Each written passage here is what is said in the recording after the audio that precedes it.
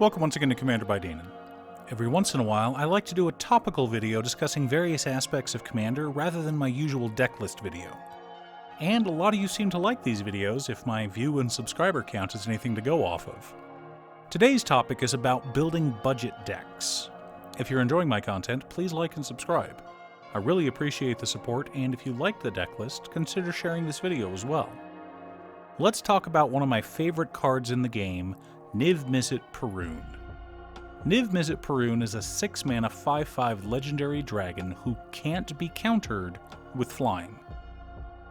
Whenever we draw a card, Nimisit Peron deals 1 damage to any target. Also, whenever a player casts an instant or sorcery spell, we draw a card. Now, our boy takes 3 red and 3 blue mana to cast, which was meant to be a limiting factor on his power. After all, Sol Ring doesn't directly help us cast him. But if you don't mind dropping nearly $500, you can cast him on turn 1, if you're lucky enough to have both Jeweled Lotus and Lion's Eye Diamond in your opening hand. But having Niv on board doesn't win us the game by himself. You need a combo piece, something like Curiosity. Curiosity is a 1-mana enchantment aura that says whenever the enchanted creature deals combat damage to an opponent, we draw a card. This causes Niv to go infinite, we draw our deck, and machine gun down our opponents. There are 2 other cards in Magic that do the same thing, Ophidian Eye and Tandem Lookout. So we've got an infinite combo as well as 2 backups.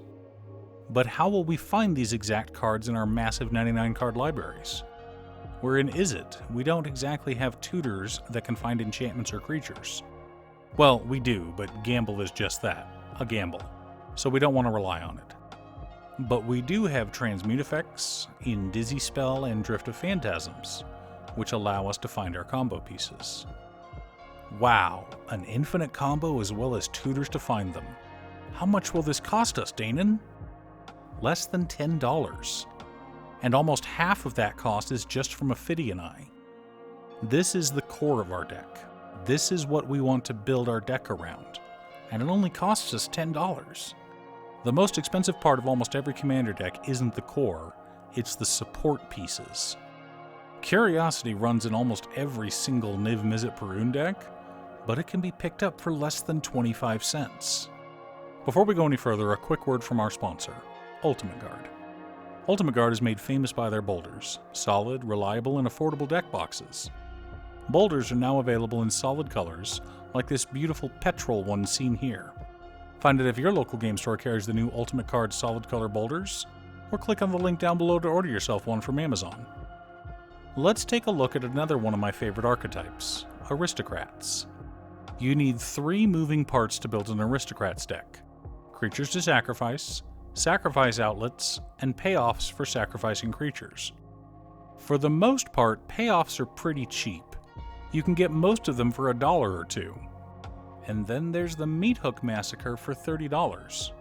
Most sacrifice outlets are pretty cheap. Want ones that allow you to sacrifice creatures with no other payment necessary. Most of them are also $1 or $2. And then there's Phyrexian Altar at $25. I've built $50 Aristocrat decks on this channel before, and I've built $1,500 Aristocrat decks on this channel. So what's the biggest difference? To me, it's how much of a staple a card is. The Meat Hook Massacre is not only a game-ending win condition, it's also a fantastic board wipe. I've gotten into debates with friends as to whether it's better than Toxic Deluge. And Phyrexian Altar isn't just a sacrifice outlet, it's a combo piece. You can end games with either of these cards, and they see play in a myriad of deck archetypes. As I said earlier, for most archetypes, the core of a deck is fairly cheap. What gets expensive are the lands, ramp, card advantage, and interaction, which, if you follow my usual checklist, makes up around 70 to 75% of the deck. I just did a video on interaction, and for the most part, interaction is fairly cheap, with the exception of the free spells, which start at $20 and go up from there. But Assassin's Trophy is $10, Pongify hovers around $5, as does Tybalt's Trickery, but Abrade, Return to Nature, and Feed the Swarm are all about 15 to 20 cents. Even Bedevil, Swords to Plowshares, and Beast Within are only about $1 each. You can go hard and drop hundreds of dollars on your removal package, or you can go budget. The problem is, while better removal is incrementally better and more efficient than the cheaper option, it is vastly more expensive. For example, let's take a look at counterspells. We'll look at 3. Counterspell, An Offer You Can't Refuse, and Force of Will. Counterspell is the classic, the one all others are based on. It's been reprinted tons of times, so you can pick it up for about $1. An Offer You Can't Refuse is cheaper to cast, only a single mana. Sure, it gives you only target non-creature spells, but that's a small price to pay. It runs around $4. Finally, Force of Will. A format-defining card in Legacy, Force of Will gets reprinted fairly often, but always at mythic rarity. It is the gold standard of free spells. Good luck finding one in good condition for under $50. So what is the difference between these spells? They all counter a spell on the stack. One costs 2 mana, but's only $1. One costs 1 mana, but is $4. And the last one costs 0 mana and $50. That's a massive jump in price for only incremental value. Force of Will is demonstrably better than Counterspell, but you don't need to spend an extra $49 if you don't need to. The same can be said for card advantage. Rhystic Study, despite numerous reprints in the last few years, is still $30, and it doesn't even guarantee you'll draw a card. But Kumena's Awakening is only 1 mana more, and if you have the City's Blessing, draws you and only you an extra card each turn. It's only 33 cents. Almost every deck archetype can be built on a budget. For me, the most expensive part of building decks is usually the lands and ramp. Fortunately, so many enemy fetch lands were opened from Modern Horizons 2 that they're now fairly affordable. Some are even cheaper than Shocklands, though that may change depending on how many people buy Ravnica Remastered. But you don't need fetches and shocks to build a functional mana base. You don't need Moxen, a Dockside Extortionist, or even a Smothering Tithe to build a ramp package. There are plenty of cheap mana rocks and land options out there. I'm a huge fan of diamonds and run them in almost all non-green decks that I build. There are now 22 gates in Magic.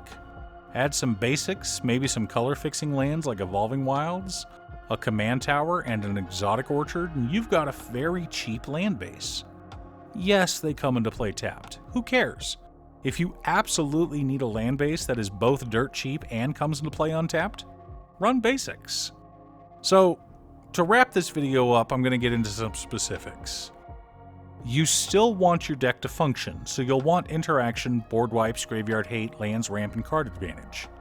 Let's start by looking at card advantage. You have to decide if you want consistent card advantage, a big burst of cards, or both. Alayla, for example, doesn't want a card like Pull From Tomorrow. But Reconnaissance Mission works great in Alayla, and it's only about 50 cents. On the flip side, a deck led by Veyron, Voice of Duality, would prefer Pull From Tomorrow.